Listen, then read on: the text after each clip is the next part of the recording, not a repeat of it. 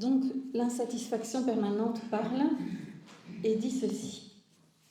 Qu'est-ce que mon salut sinon les larmes ? Quelle sorte de vie est-ce que je mène sinon une vie de douleur ? Et qui me viendra en aide sinon la mort ? Et qui va me donner une réponse sinon la perdition ? C'est tout ce qui adviendra de mieux pour moi. La pensée du destin malheureux. Après la dispute ou querelle, s'ensuit l'insatisfaction ou le malheur qui refuse tous les bienfaits de Dieu. Les hommes qui estiment être sauvés alors qu'ils n'honorent pas Dieu se précipitent vers la mort. Cette image est celle d'un lépreux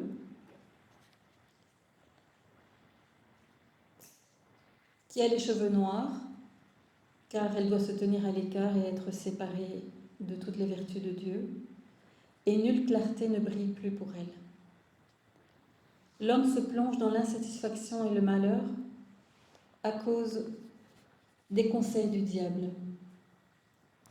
L'insatisfaction est cernée par la grande instabilité de tous les péchés. Elle accuse sa conscience, mais elle ignore l'espoir de se tourner vers Dieu. Elle ne veut pas s'amender grâce aux mises en garde des hommes sages. Comme ces gens n'ont pas eu confiance en Dieu, leur châtiment, c'est d'être plongés dans une fosse et d'attaqués par des vers. Ça, vous voyez, encore une fois, je ne l'ai pas enlevé, mais donc, quand au purgatoire, ils ne se sont pas convertis de ça. Pour s'en préserver, ces personnes doivent se retirer dans une vie solitaire ou se convertir à une vie d'obéissance dans un monastère. Mais ils ne doivent pas jeûner. Parce que, comme ils ont tendance à la mélancolie, s'ils jeûnent de trop, ils vont manquer de ce qu'il faut pour sortir de la mélancolie. Mais par contre, ils doivent obéir et vivre seuls pour ne pas devoir tout le temps se plaindre aux autres. Voilà, une vie solitaire.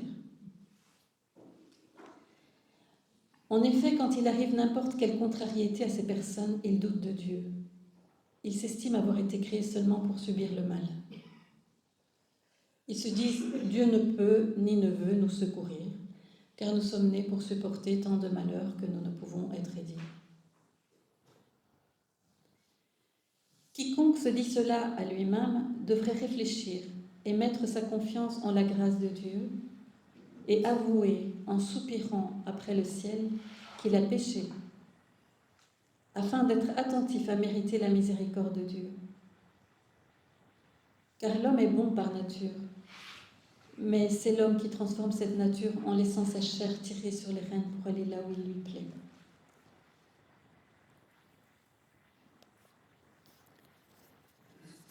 La réponse de la béatitude. Tu es avide de souffrance et tu ne désires rien d'autre. Il faut invoquer Dieu et lui demander ses bienfaits. Tu te portes préjudice à toi-même en ne faisant pas confiance à Dieu. Tu n'attends rien de Dieu, mais aussi ne reçois-tu donc rien de lui. Moi, j'appelle Dieu haut et fort. Aussi, j'accepte sa réponse. Je lui demande quelque chose et dans sa bonté, il me l'accorde. Je le cherche et donc je le trouve. En effet, je suis la vénérable joie et je joue de la cithare pour Dieu, car je me tourne vers lui dans toutes mes actions. Je mets donc l'espérance pleine de foi que je tiens de lui entre ses mains. Toi, tu ne fais pas confiance à Dieu, tu ne désires pas sa grâce et par conséquent, il ne t'arrive que des malheurs.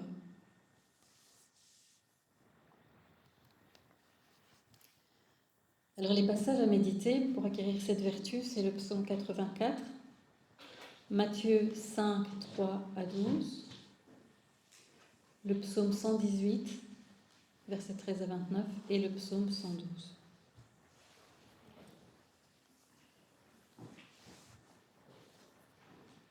Alors, quelques petits passages dans la vraie vie en Dieu où Jésus fait des béatitudes, apparemment beaucoup plus encore que ce qu'il y a dans l'Évangile. Heureux ceux qui renoncent à leurs occupations et me suivent. Bienheureux ceux qui vivent dans ma maison et sont capables de reconnaître votre Sainte Mère comme Mère de Dieu et Reine du ciel. Heureuses les âmes revêtues de sainteté, car les portes du ciel ne leur résisteront pas. Heureux l'homme qui médite sur ce que je lui offre aujourd'hui, qui étudie son cœur et examine son âme, car je l'élèverai. Heureux sont mes prêtres, évêques et cardinaux qui viennent à moi comme le publicain, admettant leur culpabilité, car dans ces cœurs, ma parole prendra racine et prospérera. Je retirerai alors le voile de leurs yeux pour qu'ils puissent voir et comprendre avec leur cœur que tout ce dont j'ai besoin, c'est d'amour et d'adoration.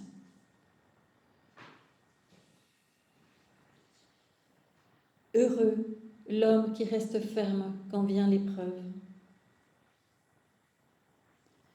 Heureux l'homme qui ne perd pas la foi en moi. Heureux l'homme qui tient maison avec moi. Il gagnera la connaissance et entrera dans la vie éternelle. Heureuses les oreilles qui entendent et comprennent ce que je dis, car je vous dis, tous les noms ne se trouvent pas écrits dans le livre de l'agneau immolé. Heureux l'homme que j'invite aux noces de mon Saint-Esprit. Il sera comblé de ma nourriture céleste. Et bien que ses fautes l'accablent, mon Saint-Esprit les effacera, prenant son repos en lui. Heureux ceux qui admettent la vérité et vivent en accord avec la vérité. Leur chambre dans le ciel ne restera pas vide pour l'éternité, mais elle sera remplie de leur présence. Heureux êtes-vous, vous qui mourrez en moi le Seigneur. Je vous récompenserai assurément.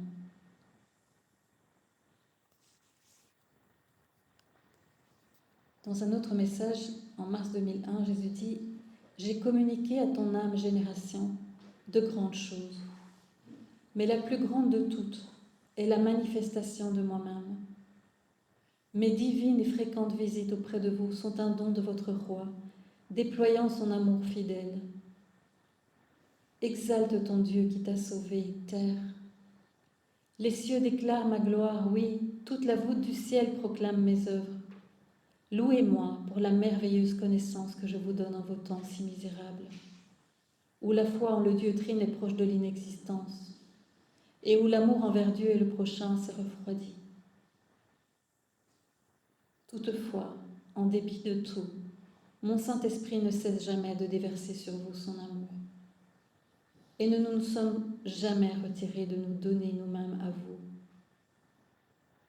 J'ai ouvertement révélé mes dons et mes trésors à tous avec délice, et les lèvres tremblantes d'émotion, je vous ai fait connaître ma béatitude, vous permettant de jeter un coup d'œil dans les profondeurs de mon cœur, vous montrant quel glorieux trésor y était gardé pour vos temps si mauvais et rebelles.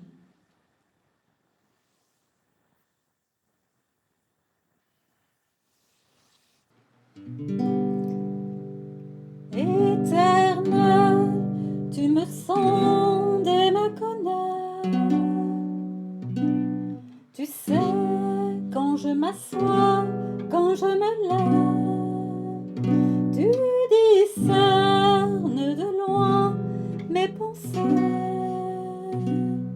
Tu sais quand je marche, quand je me couche. Tu connais tous mes sentiers et ta sagesse me dépasse. Ta main me conduit et ta droite me saisit. Tu as posé sur moi ta main. Ta main me conduit. Ta droite me saisit, tu as posé sur moi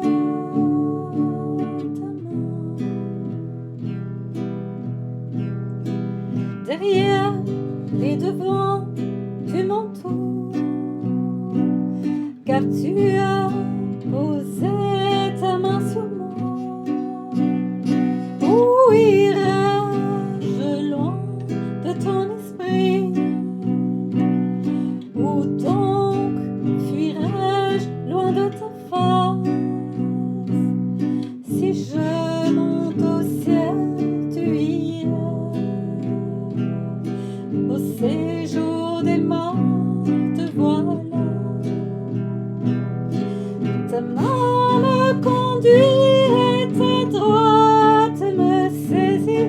Tu as posé sur moi ta main.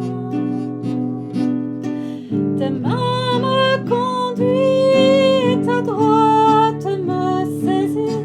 Tu as posé sur moi ta main. Oui, c'est toi qui as créé mes reins, qui m'as tissé au ventre de ma mère. Quand j'étais brodée dans le secret, tes yeux voyaient mon embryon. Tu as fait pour moi un prodige. Seigneur, admirable sont tes œuvres. Ta main me conduit et ta droite me saisit. Tu as posé sur moi ta main. Ta main